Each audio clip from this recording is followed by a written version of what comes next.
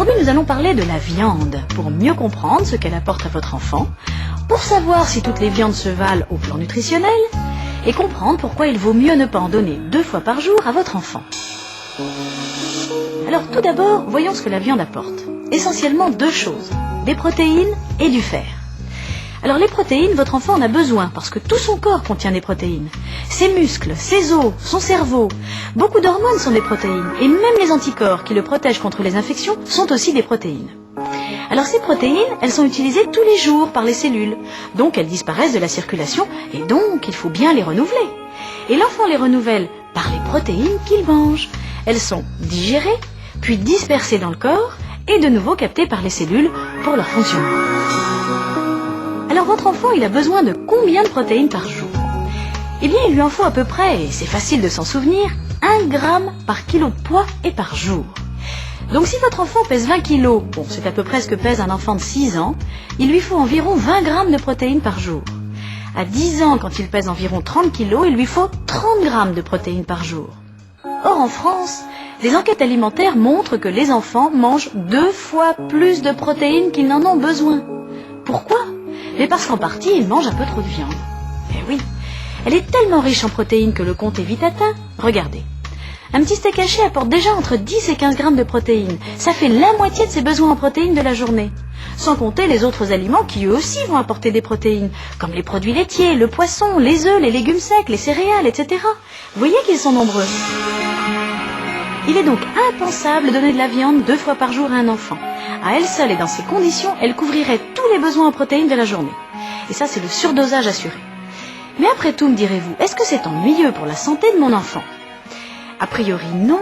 Mais on remarque tout de même que les enfants trop gros mangent évidemment trop gras et trop sucré, mais également trop de protéines. Alors, on ne sait pas trop encore s'il existe un lien entre l'excès de protéines et le surpoids.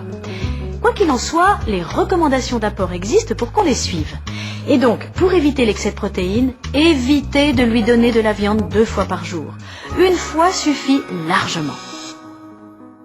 Mais après tout, un enfant ne pourrait-il pas se passer de viande? Eh bien non. Oh, ça n'est pas pour les protéines, car il les trouverait tout aussi bien dans le poisson ou dans les œufs, mais c'est pour son fer. Car le fer est indispensable. Il se trouve dans les globules rouges de votre enfant, et grâce à lui, l'oxygène que votre enfant respire est transporté dans le sang et livré aux cellules. Donc si votre enfant manque de fer, ce phénomène d'oxygénation des tissus si utile au cerveau et aux muscles va marcher moins bien. Donc votre enfant, il est fatigué, il est palichon, il tombe facilement malade et vous sentez bien qu'il se traîne. Dans ces conditions, il faut toujours penser à un manque de fer. Votre médecin, si besoin est, en aura vite la preuve par quelques examens simples, par exemple le dosage du fer dans le sang. Et il prescrira à votre enfant du fer en sirop ou en comprimé. Mais autant ne pas en arriver là, vous en conviendrez, et permettre à votre enfant de bien couvrir ses besoins en fer. Et c'est là que la viande joue son rôle, car elle est la principale source de fer de bonne qualité.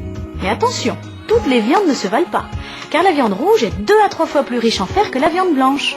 C'est-à-dire qu'il vaut mieux manger plus souvent de la viande rouge, comme le bœuf ou l'agneau, et éviter de donner tout le temps à votre enfant uniquement de la viande blanche, comme le veau, le porc, le poulet et le jambon, qui sont quand même des sources beaucoup moins intéressantes de fer.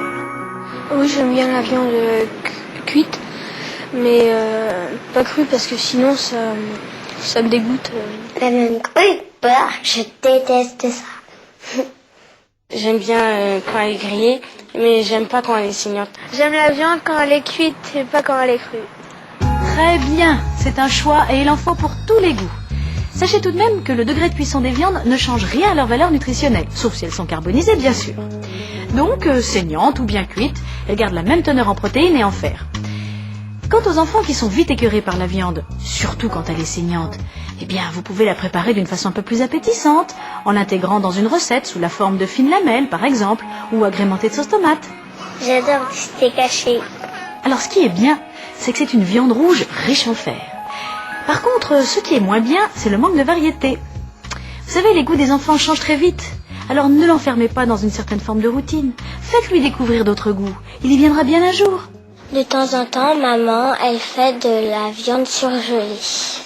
Et pourquoi pas? C'est en tout cas très pratique si vous n'avez pas eu le temps de passer chez votre boucher pour y acheter de la viande fraîche à consommer rapidement. En tout cas, sachez une chose, la viande congelée a les mêmes qualités nutritionnelles que la viande fraîche. Donc en conclusion, retenez bien ceci. Donnez à votre enfant de la viande 1 fois par jour au maximum et non pas 2 fois. Variez les viandes que vous cuisinez en accordant une nette préférence à la viande rouge pour sa richesse en fer. Donc cuisinez du bœuf et de l'agneau. Congelée ou fraîche, la viande est toujours aussi intéressante pour ses protéines et son fer. À bientôt!